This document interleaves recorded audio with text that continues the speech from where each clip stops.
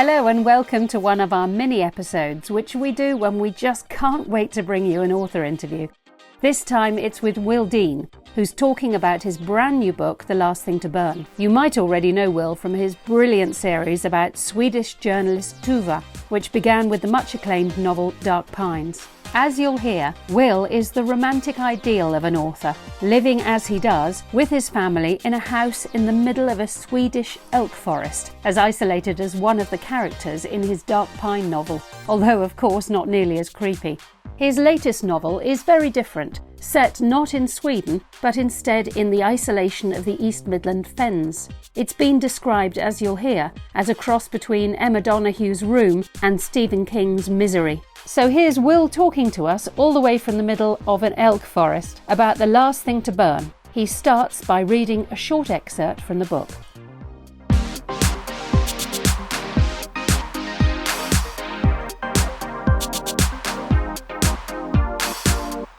I'm not going back. Not now, not ever. My right ankle is the size of a fist and I can feel bone shards scraping together, 6-year-old shards, as I limp away from the farm cottage towards the distant road.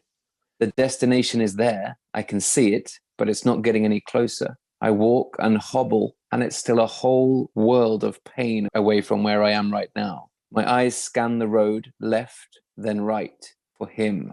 Very little traffic, lorries transporting cabbages and sugar beet, cars ferrying fruit pickers, 1 bus a day. I have my £5 note, his £5 note, my ticket out of this flatland hell. The creased green papers rolled and tucked into my hair, still black after these 9 British years, though only God knows how. Every step is a mile, etched aches and new pains melt into red-hot misery beneath my right knee. Boiling fat and razor-sharp icicles all at once. The track is pale October brown, the mud churned and dried and churned by the tractor, his tractor. I move as fast as I can, my teeth biting down onto my tongue. I'm balancing different pains, managing as best I can. He's not coming. I can spot his Land Rover from a mile away. I stop to breathe. The clouds are moving over me, urging me out of this forgotten place, helping me at my back, pushing me along towards that road, towards that 1 bus a day with my £5 note hidden in my hair. Is that? No. Please no. It can't be. I stand completely still, my ankle bones throbbing stronger than my own heart, and he is there on the horizon. Is that his truck? Maybe it's just the same model, some plough salesman or school teacher. I look right towards the town past the bridge and left towards the village. Places I've never been. My eyes lock onto the Land Rover, his Land Rover. Keep driving. For the love of God, be someone else and keep on driving. But he slows, and then my shoulders fall. He turns onto this track, the track to his farm, to his land. I look right at the nothingness, the endless fields he sculpted and the spires in the distance, and then left to the wind turbines and the nothingness there, and then back. That's when I weep, tearless, noiseless weeping. I fall. I fold forwards with a crack, a sharp stone beneath my right knee, a blessed distraction from my ankle. He drives to me and I just kneel. With a clean, clear-thinking head, maybe I'd have managed to escape. Not with this leg. Not with him always coming back, always checking on me, always watching.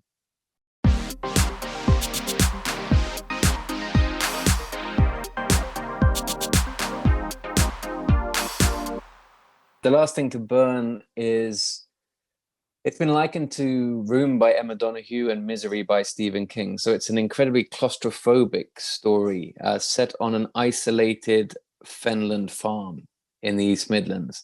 And really there are only 2 main characters, a woman and a man. And the setup is that the man is keeping the woman captive in this place. She cannot leave. So the entire story is her surviving this situation, this bleak situation, and hopefully getting the better of him.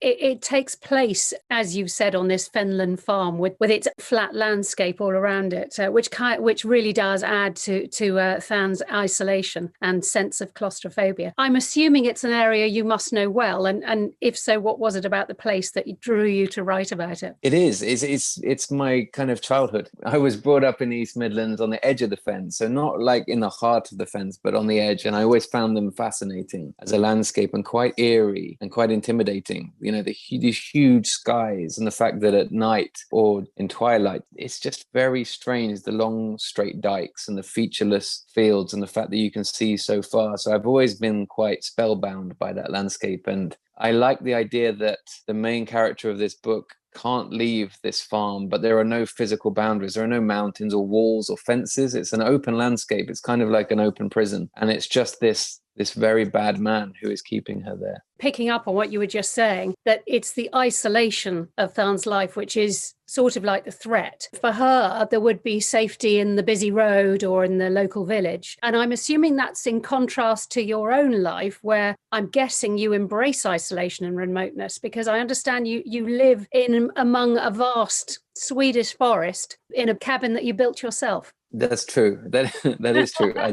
do live in the wilderness in Sweden, kind of off grid, you know, very simple, quiet life in the woods. And I love isolation and I love quiet, silence and not seeing anybody for weeks on end. But that's because I have that privilege of being able to leave and see people. I have that privilege of doing what I want to do each day. And maybe I kind of feel that contrast with the main character of the novel and the fact that she's controlled in every aspect of her life and her identity is eroded layer by layer constantly. And how that must, I mean, that's terrible wherever you are in the world. But if you are that isolated and you can't reach out to anyone and you can't see another human face apart from the monster that's keeping you captive, it's a real horror. The title of the book refers to the fact that at the start of the story that you're telling, she has a very few possessions left. And she knows that if she steps even slightly out of line, that these possessions will get burnt one by one in the Rayburn stove of the little cottage. And they are part of what makes her identity, these possessions. And one of the 4 precious possessions that she has is her copy of Mice and Men. And I love the way that ideas and incidents within Steinbeck's book kind of get woven throughout the story that you're telling. Could you tell me a bit about what that book means to you and what it means to Than's circumstances? Yeah, it was hugely important to her in this book. It's kind of this idea of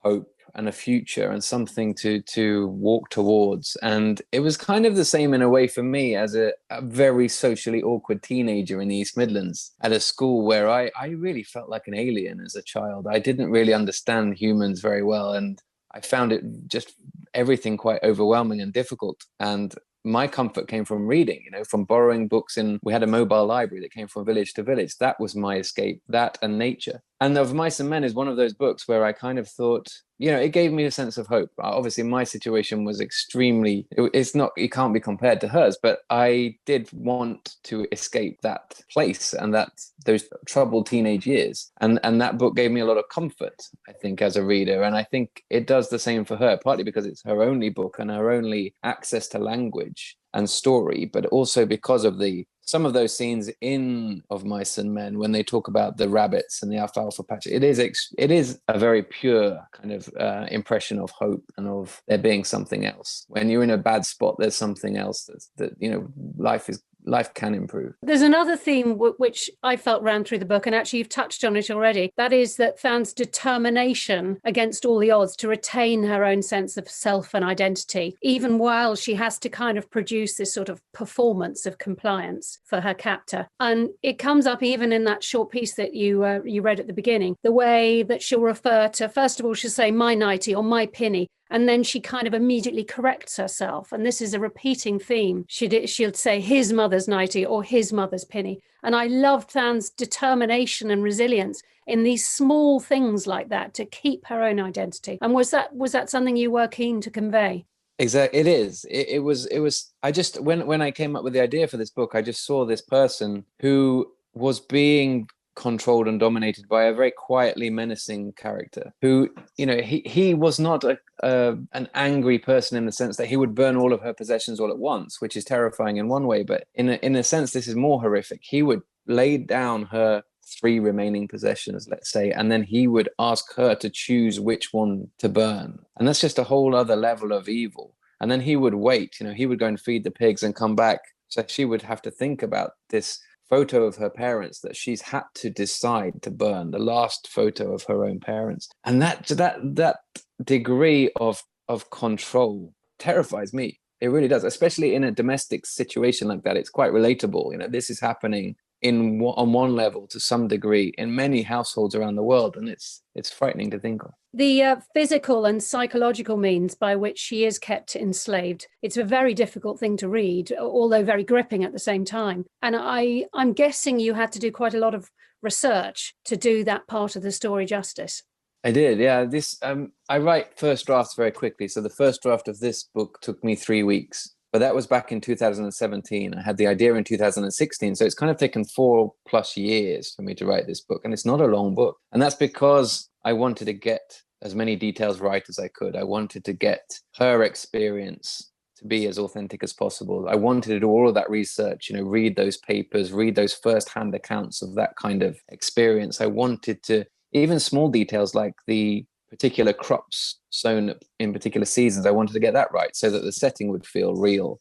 And Len's dialect as well, another thing that I was quite heavy-handed with my first draft, because I know that dialect very well. It's kind of my granddad's voice in my head, or my voice even from my childhood. And I wanted to balance that so that it was readable. It wasn't too thick. So yeah, the research was really important. I wanted to do Dan justice. That's the main thing. I didn't want to fail her as a character. She was so important to me. And I kind of had a knot in my stomach every time I reread or rewrote or edited this book. And I don't normally when I write. And it's because I was so invested in her and her future, really. Now, there's a few moments in the book where Tharn takes herself out of the present moment by, for example, watching a plane go by and imagining the lives of people on board and knowing there's a life outside her situation. And another time when she pictures what her circumstances would look like from outer space. Do you think those moments helped Tharn to keep going? I hope so. I mean, it's difficult to know. That kind of hunting for perspective helps me when I'm very anxious and worried about something. If I can't make sense of a day-to-day issue, I tend to kind of go to astronomy or go to some history perspective or something to try and make sense of the world. So yeah, I think that's a very human reaction. Is one potential human reaction is to kind of zoom out and try and see your situation from in another way, in another visual. And I hope, like with Of Mice and Men, I hope that gave her some comfort. Now, this book it's very much centered on women's relationships, unusually perhaps, about sisterhood, motherhood, and female friendships. And I did find it, as a woman reader, totally convincing and very relatable. And I imagine that was quite a challenge to make sure you were getting that right. Thank you for saying that. It's really important to me to get that right.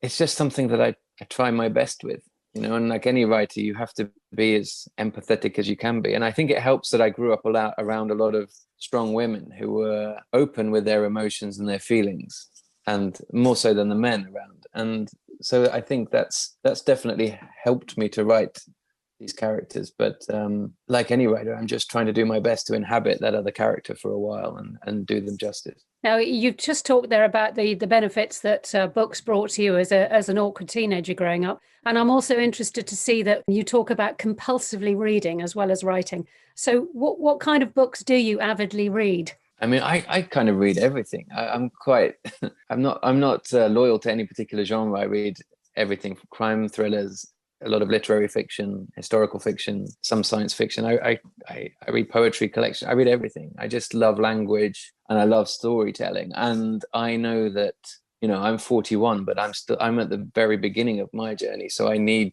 to read authors who are better than I am if I'm to progress. And that's what I want to do. I'm not someone who's focused at all on the business of publishing. And I think that's partly because I'm so far away from it. I'm here in the woods. All of that seems very distant. All I'm trying to do is get better at storytelling, book on book. That's what makes me content. So yeah, I read a lot, still for the same reason, really. It gives me a lot of comfort to read. And if I read 100 books in a year, I have no idea which one of those books will help me as a writer or as a human. And often it's a book or two that really push me forwards that I never would have expected. So I don't limit myself to a particular book that's a huge bestseller right now. Or I read books, I try and read books from all over the world, and books written 70 years ago just as much as are written now. I would say this book is very different territory from your successful series about the Swedish journalist Tuva. And forgive me if I'm going completely off on a tangent, but I am also very interested in the roots of Swedish crime fiction, particularly the Martin Beck series, which were written back in the 60s and 70s, which I think kind of set the standard for modern crime fiction today. Now, the writers of the Martin Beck series, you might be able to pronounce their names, I would expect, better than me. Is it Sjowall and Wahloo? I have no idea how. I think you've done very well. I'm not going to try and improve on that. But they always saw crime fiction as a way to examine society around them. And I think the spirit of this idea seems to be very present in The Last Thing to Burn, which, with its focus on human trafficking and enslavement. Do you think there's anything in what I'm saying that this harking back to the Martin Beck and the idea of talking about our society through thrillers, crime fiction, that kind of thing? I think so, yeah. I think they definitely were very important in that kind of idea. So is Val McDermid, I think, in Scotland. So are some American writers. I think, yeah, good fiction, including crime fiction especially, it kind of has to touch at some point on some big social theme, some important social theme. And that's because I think if your fiction is character-led, if you're interested in characters, maybe more than plot, that's my starting point, is a person, a character, then characters are going through things.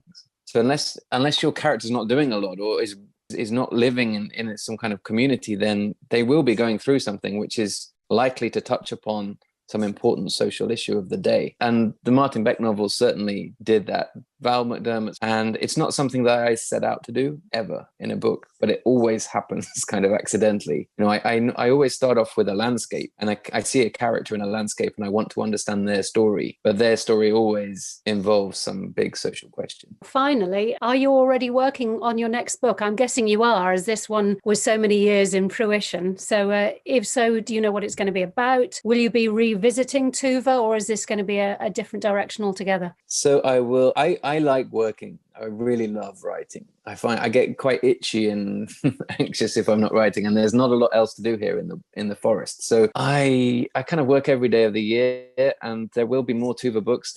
I'm working on Tuva number 5 right now, so number 4 will be out next year. I think they will go on and on. I love writing Tuva. I still don't understand her yet, so I'm interested to write much more of her. With the standalone novels, I've just written the second standalone book, which is set. It also involves identity and sibling relationships and family and love, but it's set in New York, so as far away as you could get from the Fens. So some similar themes, but a very different landscape.